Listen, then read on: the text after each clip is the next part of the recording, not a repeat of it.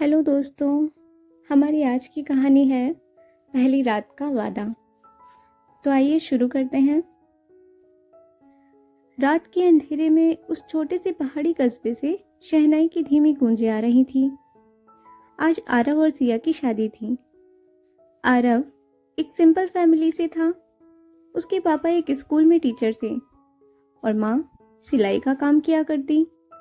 बचपन से उसने सीखा कि प्यार दिखाने से ज्यादा महसूस करने की चीज होती है। उसकी आंखों में हमेशा एक सुकून होता था। वहीं दूसरी ओर सिया की जिंदगी बिल्कुल अलग थी। वो एक मिडिल क्लास फैमिली में थी, पर उसके सपने बहुत ऊंचे थे। वो हंसती, बातें करती, पर दिल के अंदर एक मासूम सी लड़की जो बस चाहती कोई उसे समझ सके। जब दोनों की पहली बार एक शादी में मुलाकात हुई तो सिया ने मुस्कुरा कर कहा था, आप बहुत चुप रहते हैं, क्या इतना सोचना जरूरी है हर बात पर?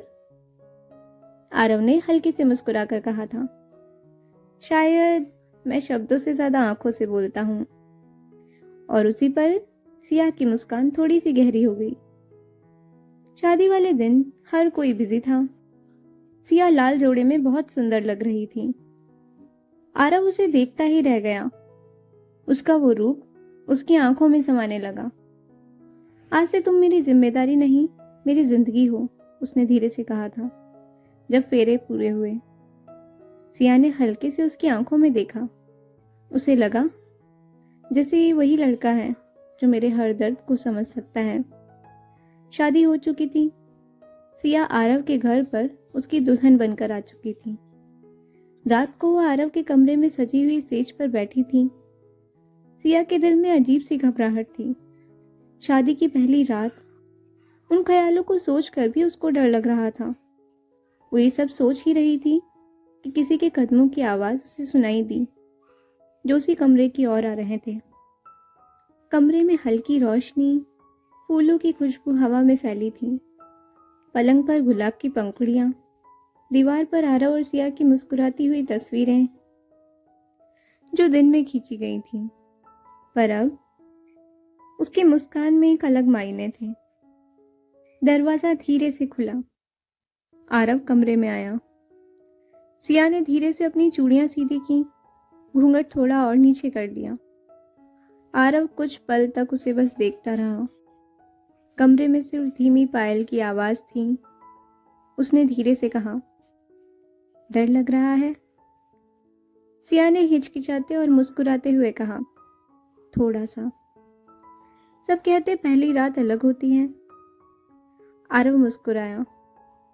अलग तो होगी, पर वैसी नहीं जैसे लोग सोचते हैं। मेरा मानना है प्यार छूने से पहले समझा जाना चाहिए। सिया ने सिर उठाया। उसकी आंखों में चमक थी। आप सच में ऐसा सोचते हैं? हाँ, आरव ने कहा, क्योंकि मुझे डर है कि अगर मैंने तुम्हें समझे बिना छू लिया तो कहीं तुम्हारी सोल मुझसे दूर न चली जाए। मैं तुम्हें तो पाल लूंगा, लेकिन उस दिल का क्या जिसमें मैं रहना चाहता हूँ? उसके लिए पहले हमें एक दूसरे को समझना होगा। उस पल सिया की आंखों में जो नमी आई वो सिर्फ फीलिंग्स की नहीं थी, वो उस भरोसे की थी जो आरव ने उसे दिया था। रात गहरी होती गई। बाहर बारिश की हल्की बूंदें पड़ने लगी। आरव ने धीरे से मोमबत्ती की लो को देखा और बोला, जानती हो, मुझे डर हमेशा इस बात का रहा कि कहीं मैं किसी की लाइफ में बोझ न बन जाऊं। सिया ने उसका हाथ थाम लिया। और मुझे डर था कि कोई मुझे कभी समझ पाएगा या नहीं। दोनों एक दूसरे को देख रहे थे, जैसे वो दोनों एक दूसरे को बुरा कर रहे हों। फिर आरव ने कहा, चलो आज एक वादा करते हैं। कौन सा वादा? सिया ने कहा, कि हम एक दूसरे को कभी नहीं बदलेंगे। अगर कभी नाराजगी हो भी जाए तो उसे अगली सुबह से पहले ही सुलझा लेंगे। आरव ने सिया के माथे को छुआ, बस हल्के से। उसका वो छूना वो सब कुछ था जो किसी भी रिश्ते को पूरा बना देता। रिस्पेक्ट, प्यार और अपनापन। मैंने हमेशा सोचा था कि प्यार शरीर से होता है, सिया ने धीरे से कहा, पर अब लग रहा है कि यह तो आत्मा से जुड़ा होता है। आरव ने मुस्कुराते हुए कहा, हाँ, पहली रात सिर्फ शरीर का मिलन नहीं होती, यह तो दो दिलों का मिलना है। धीरे धीरे सिया ने अपना घूंघट हटा दिया। आरव ने उसकी आंखों में देखा, उसमें गहराई और सुकून दोनों एक साथ था। दोनों की सांसें एक साथ चलने लगी। बाहर बारिश तेज हो गई थी, लेकिन कमरे में हर बूंद अब किसी धुन जैसी लग रही थी। कुछ देर बाद दोनों एक दूसरे के पास बैठे थे। सिया ने कहा, जानते हो, पापा के जाने के बाद मुझे डर था कि कोई मुझे वैसे प्यार नहीं कर पाएगा जैसे उन्होंने किया था। आरव ने धीरे से उसका सिर अपने कंधे पर रख दिया। अब तुम्हें डरने की जरूरत नहीं है। मैं तुम्हारे हर दर्द में साथ हूँ, पर तुम्हारे आंसुओं की वजह कभी नहीं बनूंगा। यूं ही एक दूसरे के साथ बातें करते हुए वो सो गए। अगली सुबह सूरज की हल्की किरणें खिड़की से अंदर आईं। कमरे में गुलाब की महक अब भी थी, पर अब उसमें एक नई मिठास थी, अपनेपन की। सिया जागी तो देखा अब भी आरव उसकी तरफ ही देख रहा था। कब से देख रहे हो? उसने मुस्कुरा कर पूछा। रात से, आरव बोला। तुम्हें देखकर लगता है कि लाइफ कितनी ब्यूटीफुल है। सिया ने शर्मा कर चादर अपने चेहरे तक खींच ली, पर आरव ने धीरे से कहा, पहली रात खत्म नहीं हुई है सिया, ये तो हमारी पहली सुबह की शुरुआत है। सिया ने उसके कंधे पर सर रख लिया। वादा करो, यह सुकून कभी नहीं टूटेगा। वादा, आरव ने कहा।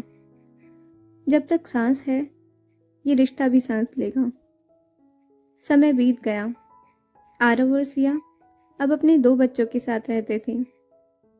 हर साल अपनी मैरिज एनिवर्सरी पर दोनों उसी कमरे में जाते जहां उनकी पहली रात बीती थी। वही फूलों की खुशबू, वही हल्की रोशनी, वही सन्नाटा, पर अब उस कमरे में यादों की सांसें थी। सिया ने एक बार आरव से पूछा, तुम्हें याद है हमारी पहली रात कैसी थी? आरव मुस्कुराया। हाँ, वो रात जब हमने सिर्फ एक दूसरे को छुआ नहीं, समझा था। सिया ने कहा, और शायद उसी वजह से आज तक हमारे बीच वह एहसास जिंदा है। आरव ने धीरे से उसका हाथ पकड़ा और बोला, पहली रात सिर्फ एक पल की नहीं थी, वह हमारी पूरी जिंदगी की नींव थी। दोनों अब बूढ़े हो चुके थे। जिंदगी के 70वें साल में जब आरव अस्पताल के बेड पर लेटा था, सिया उसके हाथ थामे हुए बैठी थी।